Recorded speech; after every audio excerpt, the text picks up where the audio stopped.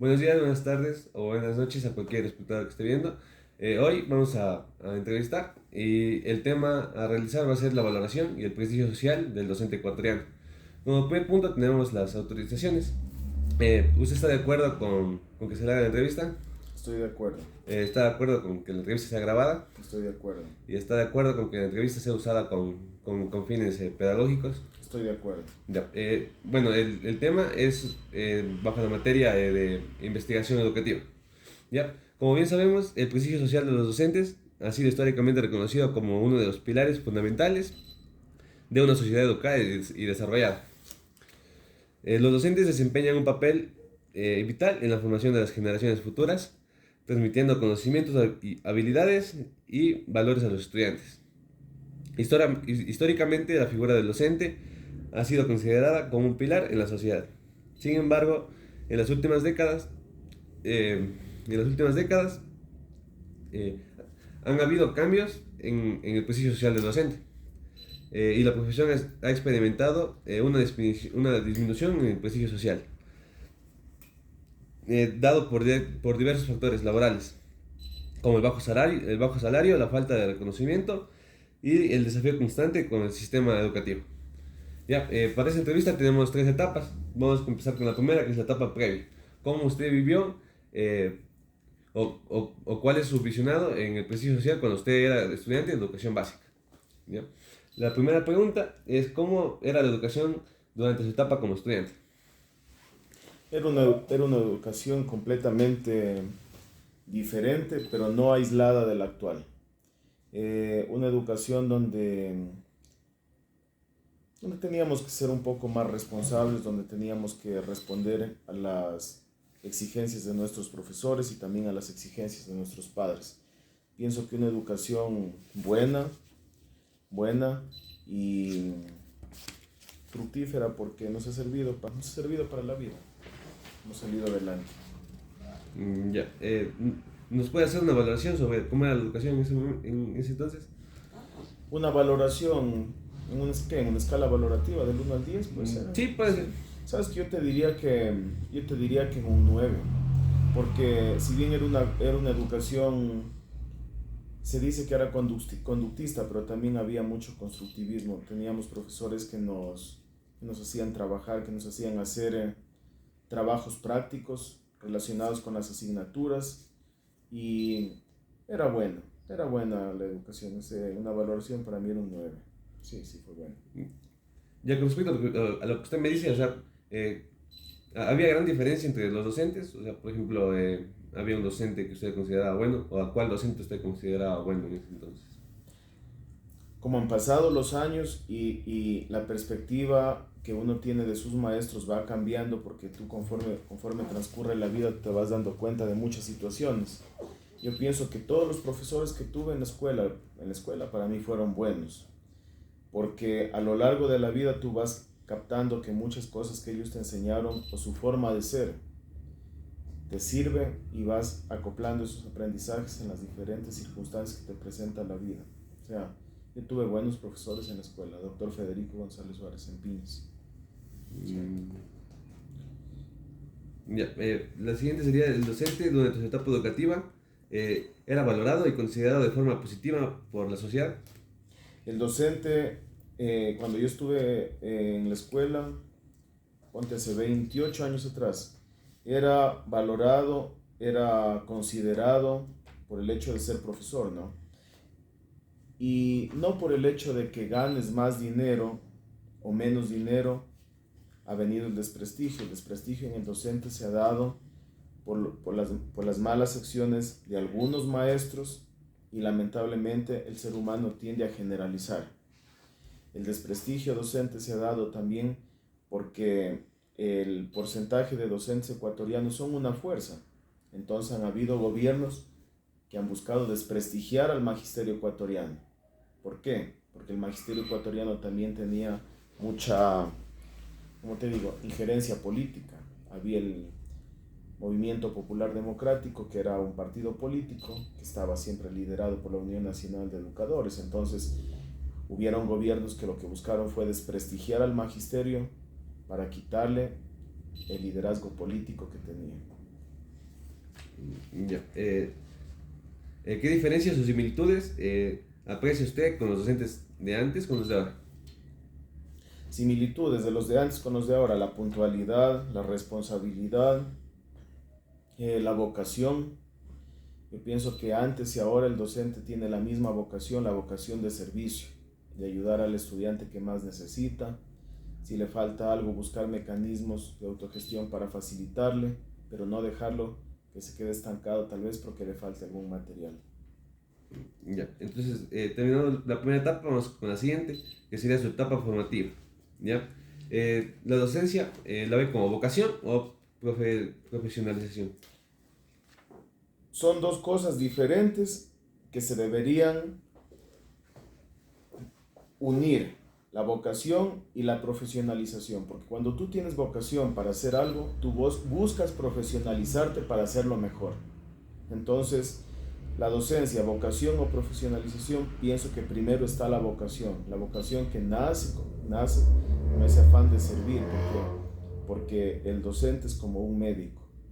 Muchos, pero en el transcurso de la vida se van distorsionando y para servir quieren la remuneración económica.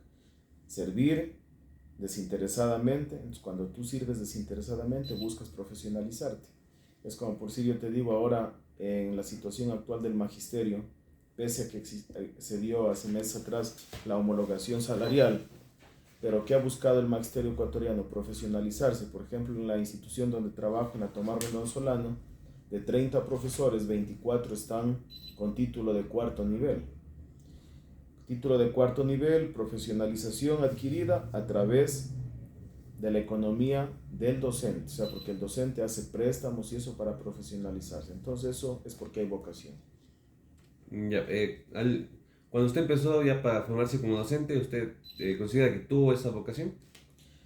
Yo pienso que tuve la vocación desde niño, porque cuando salí de sexto grado, antes era primer curso, lo que es ahora octavo de educación general básica, y como ya salí de la escuelita, entonces regresé a la escuela porque estudiaba de tarde, regresé a la escuela y me asomé en una ventana a ver la que era mi aula, y estaban otros niños ya en sexto grado. Entonces yo dije, ojalá que llegue a ser profesor, y llegué a ser profesor. Ya, el ser maestro fue su primera elección. Ser maestro fue mi primera elección, no, mi primera elección fue ser odontólogo, pero porque mis padres me querían que sea odontólogo. Entonces estudié un año, me retiré y luego estudié artes plásticas y me ha gustado enseñar a dibujar, enseñar a pintar. Soy profesor de educación cultural y artística. Ya, bueno, yo recientemente no tuve como que sería como una charla sobre el arte. Me habían dicho que, por ejemplo, en el Conservatorio José María, me habían dicho que bueno, nos hablaron sobre esto, sobre lo que es el ECA, ¿no? Y nos decían que en las instituciones que están ahora, o sea, hay profesores que enseñan ECA, pero sin siquiera tener ningún conocimiento de arte, ni siquiera el mínimo conocimiento de arte. Entonces considero que, o sea, lo que usted me dice, y con respecto a de la vocación y profesionalización, es por ejemplo que el docente, o sea, nace con ese afán de ser docente, ¿no? Y de ahí se profesionaliza. Entonces, con respecto a lo que dije antes, sería que básicamente un profesor que puede enseñar ECA tiene que ya tener conocimientos previos sobre el arte. ¿Cómo te explico? Verás, si tú tienes vocación de ser docente, pero existen docentes generalistas que dan todas las materias en un grado hasta séptimo, y los docentes especialistas que dan un área específica. Por si en mi caso te digo, yo inicié como docente, como docente, no generalista, sino como te dije, generalista y profesión a ver, y especialista. Y especialista, como docente especialista dando el área de educación cultural y artística, pero en el año 2016 hubo una necesidad aquí en la escuela, faltaba un profesor de aula, verás, faltaba un profesor de aula para cuarto grado. Y como estaba mi área de educación cultural, entonces me dice la señora directora, me dice, oiga Lucho, ¿quiere coger usted grado y dejar el área? Entonces cojo grado, verás, cojo grado ese año y empiezo a prepararme a ver videos y todo, tutoriales y a estudiar el currículo de cuarto grado, educación general básica. Y me gusta el grado, trabajar con los niños. Entonces esa fue mi motivación para estudiar una maestría en didáctica y enseñanza de la lengua en educación infantil y primaria.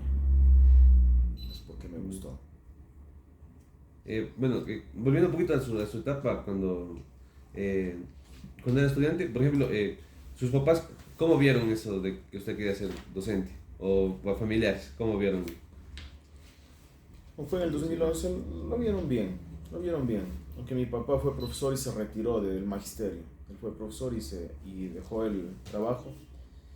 Más bien mi papá lo que me dijo es, no vas a tener mucho éxito económico a lo largo de la vida. O sea, me dijo, si hubieses estudiado, nuevamente me replicó, si hubieses estudiado odontología, vas a tener una mejor posición económica. Pero pienso que como docente también tienes una chévere posición, quizá no económica, pero social sí. Cuando tú llegas a ser querido por tus estudiantes y querido por la comunidad donde trabajas. Cuando ya salen los estudiantes, se van de la institución y cuando en la calle te saludan, pienso que esa remuneración no tiene ningún precio. La siguiente es, en cuanto a su formación como docente, ¿cuál es su valoración sobre la calidad educativa recibida? En mi formación como docente, mi valoración sobre la calidad educativa, mira, la valoración, ¿cómo te explico? Sería subjetiva, porque yo la puedo valorar con 10, pero porque tú pones empeño en aprender. Pero si tú no pones empeño en aprender, puedes valorarla con menos. Entonces, yo pienso que está muy por encima de la valoración, pienso que más bien se decir el empeño que uno le pone en aprender para poder ser mejor docente. Sí. Claro, ya. La siguiente sería, ¿existen diferencias entre los docentes del pasado y los actuales en cuanto a la preparación? Existen diferencias, sí existen, porque antes los docentes iban desde el colegio, ponte a los normales superiores, donde se formaban propiamente para docentes. Les daban clases de dibujo, ponte, ningún profesor podía dibujar mal, eran buenos dibujantes, porque el dibujo es una herramienta pedagógica para que el niño capte, ponte el sistema solar y todas esas situaciones que se dan, el dibujo. La escritura que el docente tenía. ¿Qué profesor de antes tenía mala letra? Ahora vos ves profesores que tienen mala letra. Y la mala letra que el profesor refleja en el pizarrón es la mala letra que el niño refleja en el cuaderno. Yo pienso que los docentes de antes tuvieron una excelente formación. Hoy en día la formación no es mala, es excelente. Pero pienso que también existe mucha mediocridad en el docente. Con las herramientas, con la tecnología, que nos facilita muchas situaciones, también nos facilita mucho la mediocridad, la copia, como también nos facilita el aprendizaje. O sea, es arma de doble filo. Entonces pienso que la formación de antes y de ahora fue buena. Como te digo, el empeño que pone la persona en aprender, es todo. Y considerando eso, o sea, ¿cree que los actuales están más preparados que los de antes? En parte sí, en parte no. Unos sí, como te digo, otros no.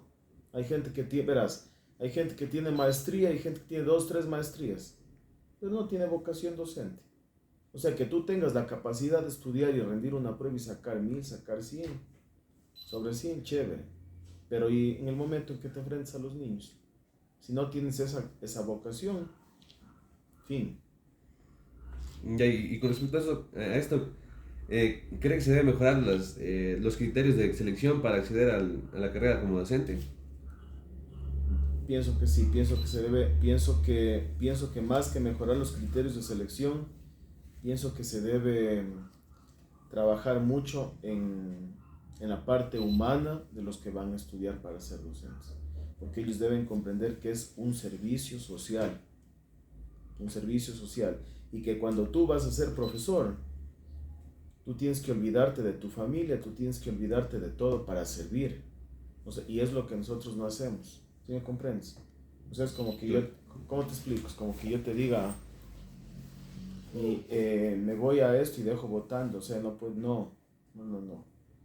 Eres como un médico que no puedes faltar para tus enfermos, vos eres un profesor que no puedes faltar para tus niños. Entonces, eso es la vocación. Alguna vez yo tuve un profesor, te voy a contar una anécdota, y que a mí me chocó en ese tiempo, y ahora ya no me choca.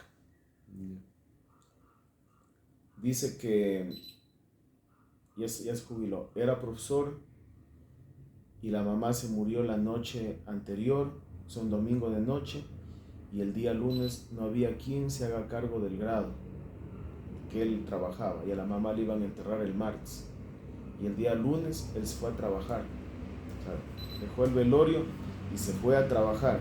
Entonces él decía, porque mi mamá estuviera más feliz sabiendo que estoy trabajando con los niños, que no los he abandonado para estar sentado llorando en una silla. Entonces esa es la vocación del verdadero profesor, que en un inicio me parecía chocante, pero después vos te pones en la realidad y vos dices, sí, o sea, ves, entonces son cosas realmente duras, pero que hay gente que se sacrifica por su vocación docente. Yo sí conozco gente así. Ya, ahora pasando a la tercera etapa, la primera sería a la siguiente etapa que es sobre su práctica ya como profesional. Uh-huh. ¿Cuál es su valoración sobre la actual política educativa Ecuatoriana. ecuatoriana? Mi valoración, ponte, yo te digo, la actual política educativa ecuatoriana, ponte, verás, no es mala la política, no le puedo valorar, del 1 al 10 yo te digo un 8, las políticas son buenas. Nosotros no cumplimos como tiene que ser, entonces ahí se convierte en malo, es todo.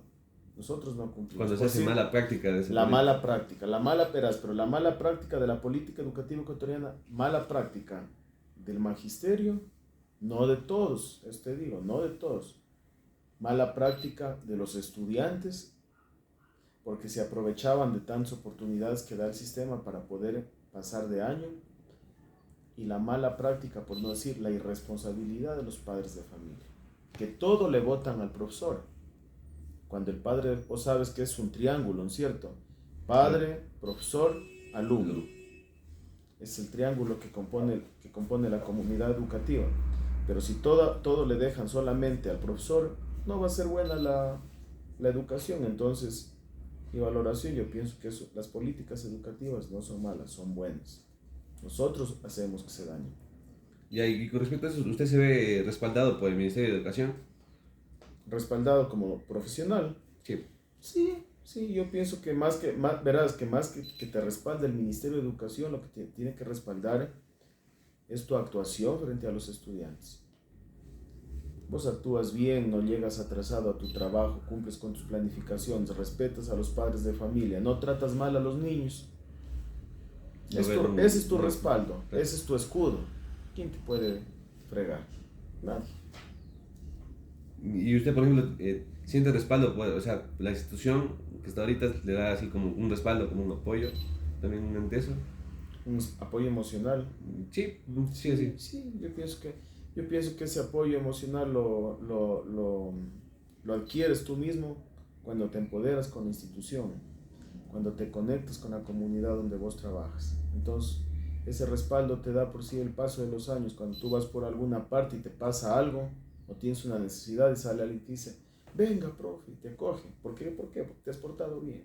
Es todo. El buen comportamiento te da el respaldo. Y por los padres de familia también sucede lo mismo. Lo mismo. Ya. ¿Cuáles son los principales problemas que afectan al ejercicio de la docencia? Los principales problemas que afectan al ejercicio de la docencia en estos momentos, en la actualidad, vuelvo y te repito, la falta de vocación, la falta de servicio. Es el principal problema que afecta al ejercicio de la docencia. Yo te voy a decir una cosa, Vicente. Digamos, todos no podemos actuar de la misma forma. La falta de vocación hoy, cuando un niño no tiene que comer, o sea, vos ves un niño en el recreo que no está comiendo y hay muchos docentes que les vale, no se preocupan. En cambio, yo digo, esa vocación es cuando tú te acercas y le dices, si comiste algo, o sea, buscas la forma. Entonces la forma de llegar al niño es, el aprendizaje no está solamente dentro del aula, o sea, vos tienes que ser en todo, o sea, prácticamente dentro de la escuela, el docente, tutor al menos de los niños, yo pienso que se convierte como en un padre o una madre sustituto en esas horas que el niño está dentro de la institución. Porque no tienes solamente que formarlo académicamente, tienes que ayudar o tienes que favorecerlo en todo lo que el niño necesite y también corregirlo asertivamente.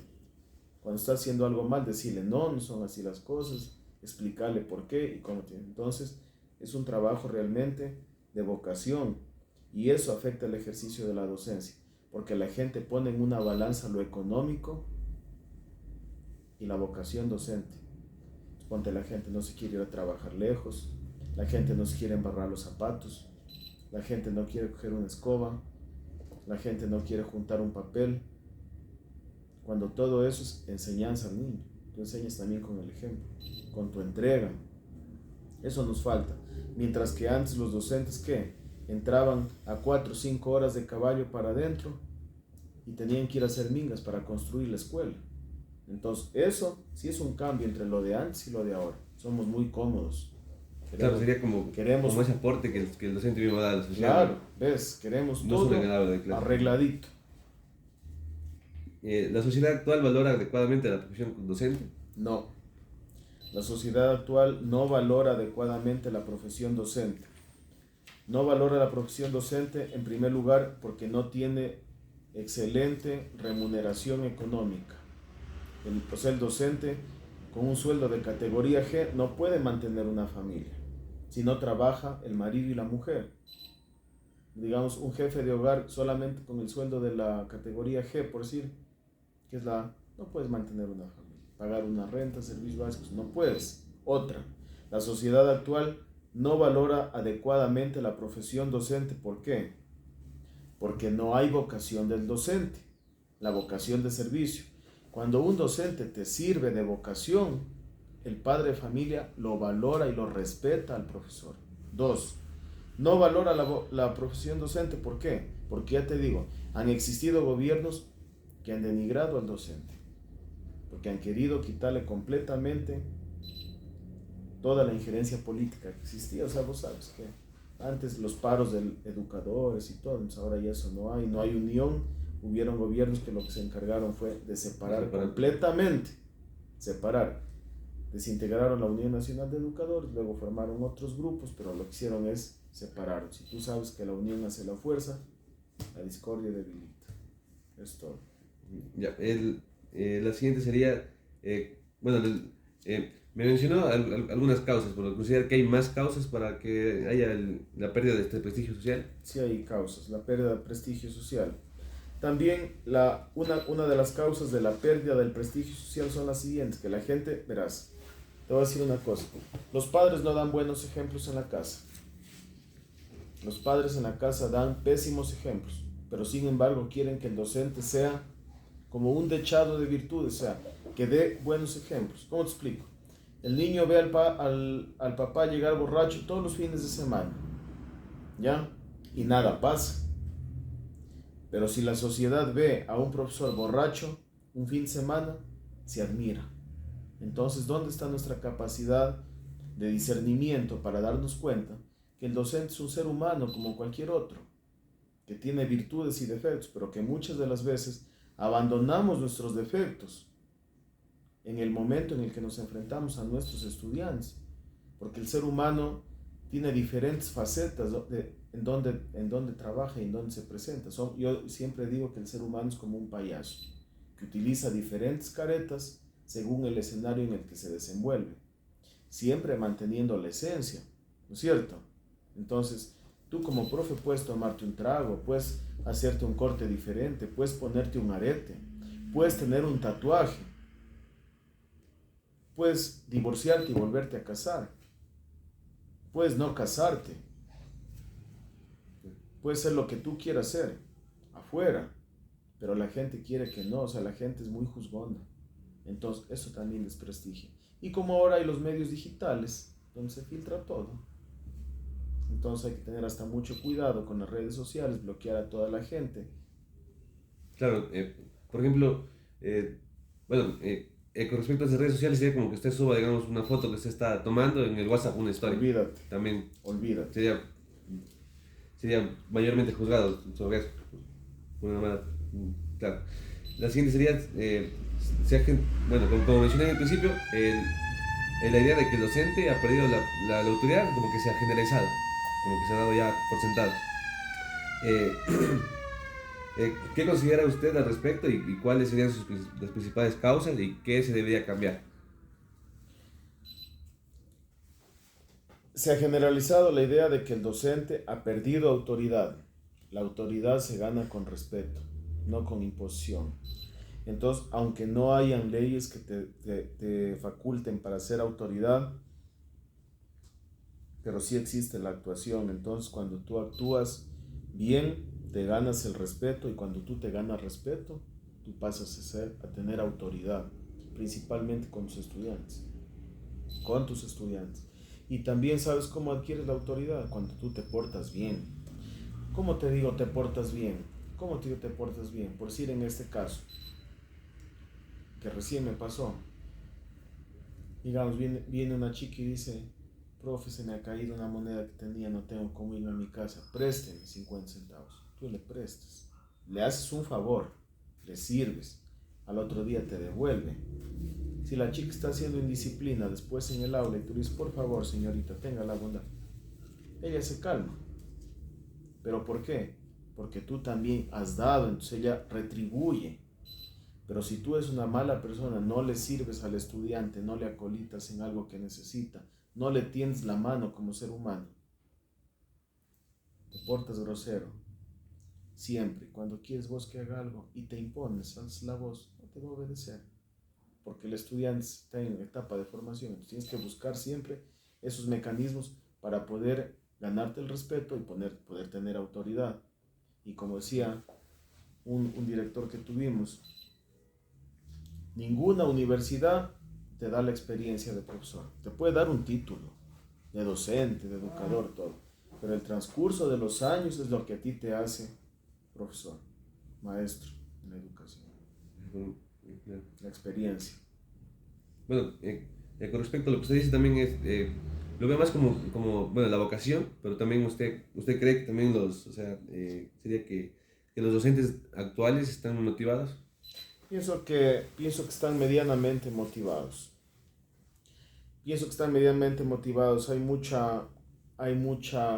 En este gobierno no ha habido más bien tanto, pero había mucha presión al profesor, que esto, que el otro.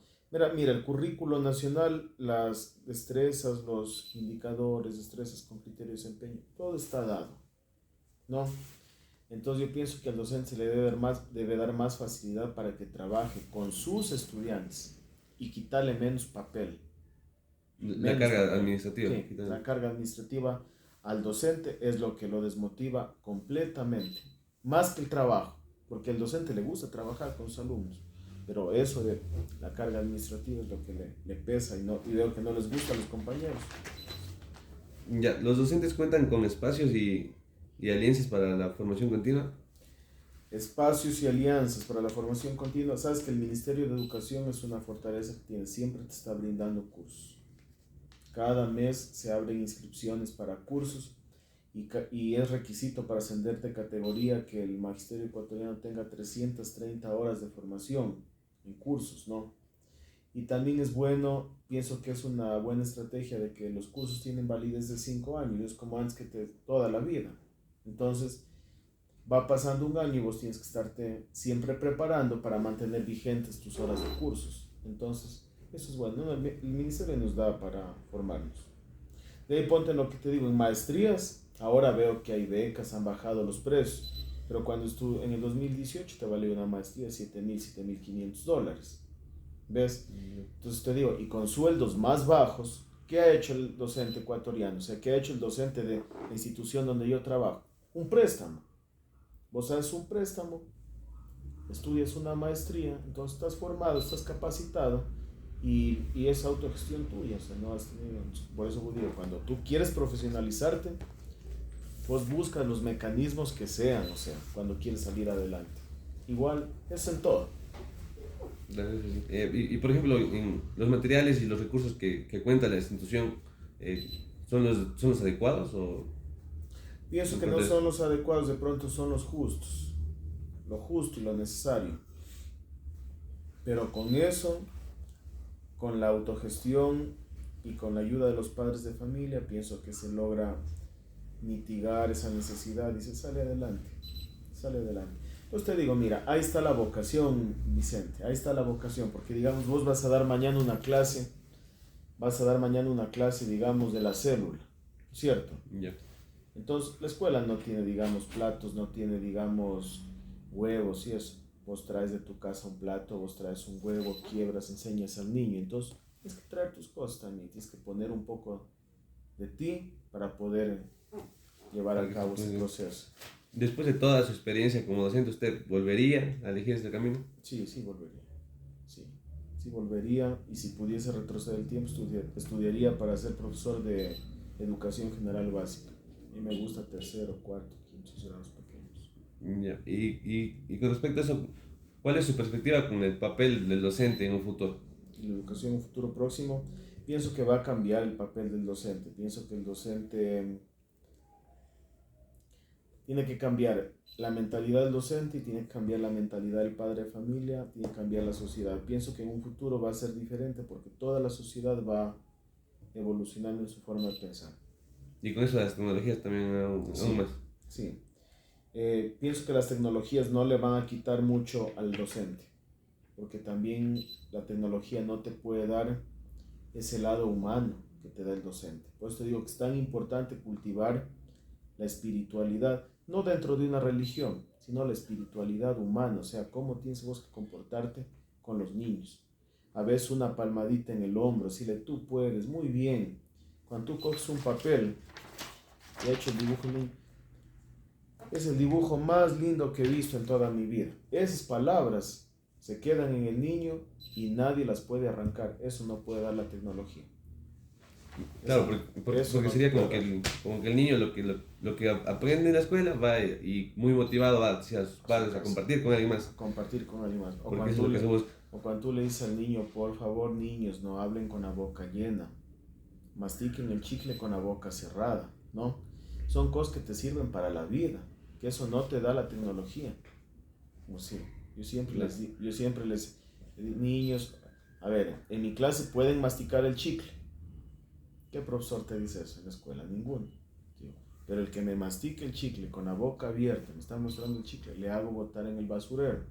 Entonces el niño se contiene y mastica con la boca cerrada y aprende cómo se debe masticar el chicle y eso le sirve para la vida. Entonces, eso no te puede dar la tecnología. La tecnología te da recursos que te facilitan el proceso educativo, chévere. Pero lo humano y el docente, pienso que en un futuro va a ser una guía que le enseñe al niño a trabajar no tanto con lo digital, porque ahora vos ves niños de 3 4 años que manejan el celular y la computadora más que el profesor, ya. Pero después el profesor se va a convertir en una guía que enseña a trabajar lo práctico. Mira, tuve la oportunidad en el año 2009 de estar en Noruega, que es un país desarrollado, realmente muy desarrollado, en lo que es educación, en lo que es todo. Y te voy a decir que los profesores, más que enseñar materias y enseñar en lo digital, enseñan en lo práctico. Ponte, te enseñan a cultivar, a cuidar una planta, te enseñan música, te enseñan dibujo, te enseñan arte, te enseñan actividades prácticas. Entonces, ¿para qué? Para sincronizar todo lo digital también con lo humano, con lo práctico, no dejar de lado las capacidades que los seres humanos tenemos para sembrar, para cuidar un animal, para decorar, para pintar, que eso no te lo da lo digital. Ahora tú puedes imprimir lo que sea, pero hacerlo tú mismo tiene otro valor. Entonces, y eso capté en ese país cuando veía en las escuelas cómo trabajaban los profesores. Más que salones llenos, más, te digo, más que aulas llenas de aparatos digitales, de aulas frías, como aquí nos dicen que no hayan distractores, que el aula debe ser prácticamente blanca y una pantalla al frente. Te digo que en Noruega yo veía aulas cálidas, con plantas, con dibujos, con ventanas, con naturaleza, donde vos veías aves, donde los niños estaban en un entorno más amigable y no solamente moles de cemento, como vemos muchas instituciones gigantes, llenas de cemento, acero inoxidable. Entonces, es el ambiente de aprendizaje también un factor importante que el docente va a otorgar en un futuro próximo. Vas a ver que eso va a ser así. No, claro, por supuesto, o sea, todo va a comunicar al niño. Por ejemplo, si como usted dice, si la aula solamente tiene un color pálido que ni da emoción al niño, entonces el niño va a sentirse desmotivado completamente en absorber los conocimientos que usted da. pero tampoco no sería como que ellos solo absorben, sino que ellos tienen que integrarlos también, integrar en su vida los conocimientos y aplicarlos. Aplicarlos, por eso dice enseñanzas para... Pues te digo, no hay mejor enseñanza, o sea, yo me puedo medio matar enseñando la teoría del color, colores primarios, pero la mejor forma de enseñar es decir, a ver niños, vamos a mezclar el amarillo con el rojo para ver qué nos sale y es un color terciario, o sea, hacer. Entonces, para vos poder hacer necesitas espacios adecuados y amigables, como yo te digo, o sea, donde puedas ensuciar, donde puedas lavar, donde puedas, o sea, pero lamentablemente lo que el ministerio nos ofrece no es chévere, porque dice que no hayan distractores, que no haya esto, quiten, un tiempo vinieron con eso el ministerio, quiten plantas, quiten todo, o sea, que no haya nada que el niño se distraiga. Vos así estés con los ojos cerrados, puedes distraerte con tu mente, o sea, simplemente es eso, entonces, te digo. Bueno, muchas gracias por todas las preguntas. Tal vez si quisiera dar algún comentario final, bueno, una pregunta muy aparte de todo eso sería si tal vez tiene alguna anécdota o experiencia que contar con respecto a sus colegas, cómo ven, a sus amigos, cómo ven su práctica como docente. Yo te voy a decir un comentario final. El docente tiene que trabajar por vocación, trabajar para sentirse satisfecho con él mismo y con sus estudiantes. No vivir fijándose si el compañero llega atrasado o no llega. Él tiene que llegar puntual porque él así lo tiene que hacer. Son sus valores. Ya, no tienes que vivir fijándote en el resto, porque si vives fijándote en el resto te conviertes en un docente amargado que no deja trabajar ni trabaja en paz. Trabaja para ti, trabaja para tus estudiantes, pensando siempre que Dios está en el corazón de todos y que uno tiene que rendir cuentas de lo que uno hace, no de lo que otro hace. Y eso nos malea como profesores. Solo pendientes del resto. La fulanita llegó atrasada, la fulanita no cumplió esto. Cumple lo tuyo y deja el resto. Llora tus duelos, déjalos ajenos. Eso es todo. Bueno, muchas gracias. Y para concluir, el prestigio social del docente es fundamental para el fortalecimiento de la educación y el desarrollo de la sociedad. Reconocer y valorar el labor de los docentes contribuye a tomar mejores talentos para la formación y mejorar la calidad y formar a un ciudadano que se pueda enfrentar al mundo. Eso sería como comentario final. Muchas gracias. Y te agradezco mucho por tu tiempo y por el espacio. Muchas gracias.